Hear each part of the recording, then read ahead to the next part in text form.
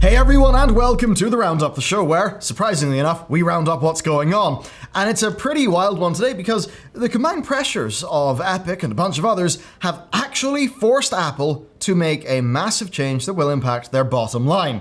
Yes, turns out when you've got antitrust scrutiny everywhere, you might actually want to do something to respond. What else then? Well, we've had a ransomware attack hit Capcom that has then led to a bunch of interesting, very juicy details coming out, including how much Stadia paid to get a game on their platform, so I'm sure you'll enjoy that. Then Microsoft have given us details on the future of Bethesda games, as well as an update on Halo Infinite, and there's a bunch more as well. We've got some dashed hopes from THQ Nordic, the 13 remake that has managed to earn itself 9% on Steam. That's actually kind of sad.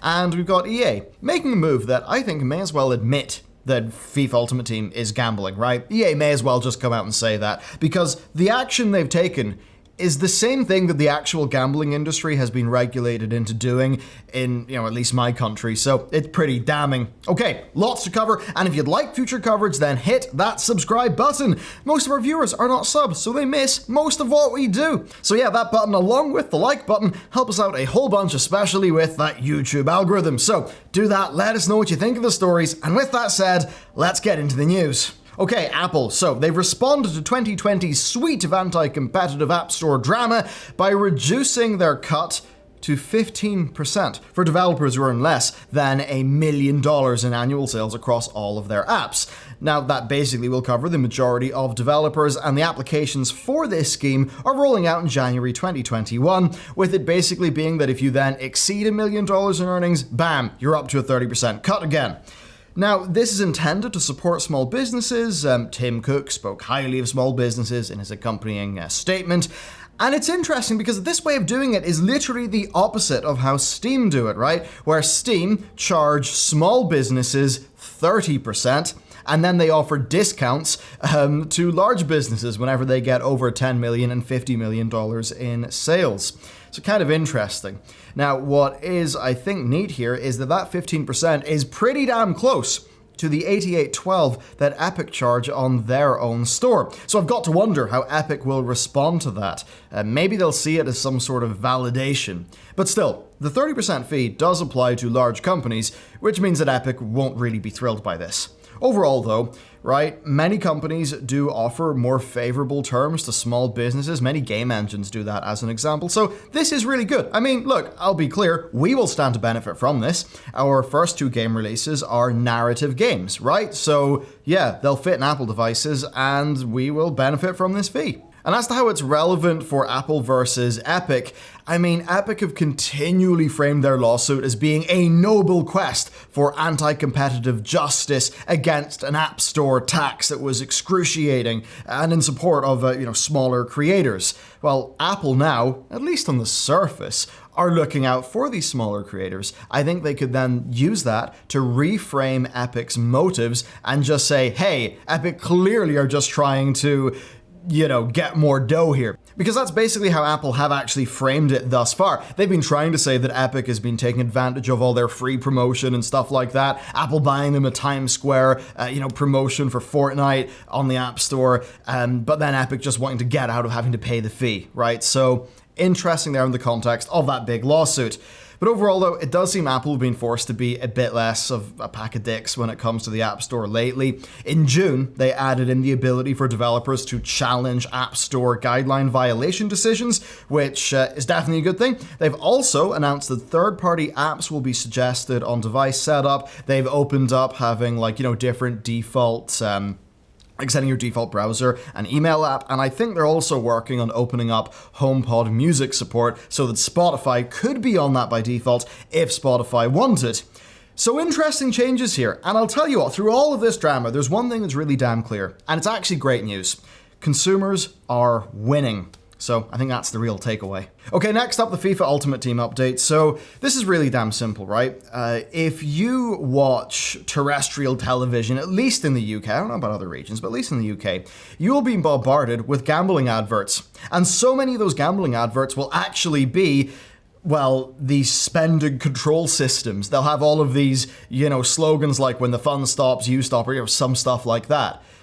it's very clear that the gambling industry has been forced into using their paid advertisement spots to advertise that you can use spending controls on their gambling, applications, platforms, whatever. And it's pretty obvious there, right? Because lots of people that get into problem gambling, they don't use those tools, and, there you go, massive problem. That said, if somebody is problem gambling, being able to set a spending limit's probably not going to help them tremendously. But anyway, at least they're seen to do it. And speaking of being seen to do it, EA are now doing it with FIFA Ultimate Team, where they're adding in basically a spending control system into FIFA Ultimate Team. And I think it's pretty simple. If you have to control the rate at which people give you money via a system like this, when you essentially are, doing a randomized loot sort of system where people are buying those packs, just admit you're gambling. Stop being like complete cowards, EA. It's gambling. That's what it is. People are putting money in and they're getting things back that will be meaningful to them, that will progress them, and it's, on a random basis, right? It is gambling. It is playing the exact same thing in people's minds. That's why you guys are putting in this spending control system, just like how the actual gambling industry has been regulated into doing that. So, yes, what I really hope is that seeing this, some of the various governments looking into this issue see, oh right, so even you, EA, have taken steps that look just like what the actual gambling industry does. Maybe that could spur on some of those things and spur on some of the groups maybe recognizing FIFA Ultimate Team for being the business tactic that it is. Next up, hacking. So, Capcom have been victim of a ransomware attack with up to 350,000 bits of personal info stolen for its employees, including names and addresses, which is pretty rough. Now, Ragnar Locker, the hacker group, wanted $11 million in Bitcoin, but since VGC have actually verified that there are just files floating around online. Now, what's maybe interesting to us is that some game info has came out, but it may be out of date, so take it with a big old pinch of salt. But with that in mind, here's a big list of game things. Apparently, Resident Evil Village is targeted for next April, and there are references to a sort of Battle Royale multiplayer Resident Evil in September 2021. Not really sure anyone would want that. What else? Well, Resident Evil 4 is coming to Oculus, apparently. There is something called Project Guillotine on Switch this February and other platforms in May. There's a new multiplayer shooter called Shield, a project called Rewa. There's Monster Hunter Stories coming to PC and Switch in June, and then Monster Hunter Rise as well, and then that Ace Attorney 7 is in development. So, big old list of things. What I would say, though, is that stuff could be out of date, so it's really hard to know if those dates will actually be real. Now, what's also really fun is we have found out that Sony paid $5 million for Resident Evil 7 VR, timed DLC, and demo exclusivity. So that's kind of neat. But then, Google, for Stadia stuff, paid $10 million to get Resident Evil 7 and Village. I can't really imagine that $10 million is going to pay off for them, though, that much, but who knows, maybe I'm wrong. So there you go. That is what we have learned from the Capcom hack. Then next up, we've just got a little bit more texture on the Bethesda stuff, where Microsoft said that they do not want to pull content from Sony or Nintendo, but that in the long run, they do want to ensure that future Bethesda content is either first or best on Xbox, with Game Pass being important. So yeah, first or best on Xbox. What does that mean? I mean, hey, Elder Scrolls 6, that could be a timed exclusive. Pretty interesting, isn't it? Now, if that was a timed exclusive, I actually don't think it would have people running out to get a Series X. But I have to wonder if it would have people maybe getting Xbox Game Pass to dabble with it on PC. But at any rate, yeah, expect Sony not to be the ideal place to play those Bethesda games. I think it very much will be a case where either be it time or value, Xbox, be that the console or PC, will probably be the winner. Next up, a big disappointment. So, the teams behind the much criticized 13 remake have apologized. And yeah, apologies are in order. It got a 9% on Steam. And, what is it? Well, it's bugs, it's glitches, missing animations, and the curious case of removing the original cel-shaded graphics. Yes. Imagine changing the art style of 13. That's the thing it's known for. What a strange move. Totally baffling as a decision.